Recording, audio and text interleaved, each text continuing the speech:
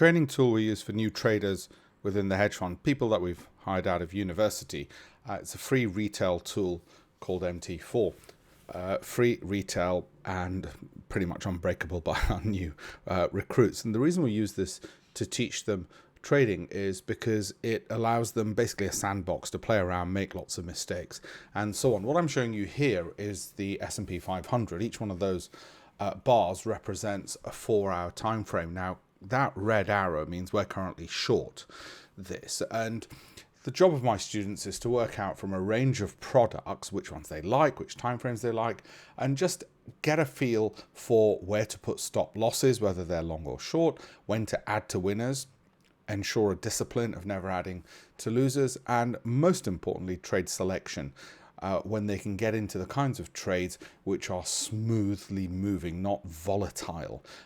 New recruits tend to have a tendency of picking the hardest possible trades as opposed to going for things which are relatively simple and straightforward. And the S&P 500 for the past month, as you can see there, has been a good example of something relatively straightforward, although our first trade went sideways, well, went wrong. That was a short, which looked like it was working out fine and then didn't. Nothing to write home about. But then the 3 longs and the short at the moment.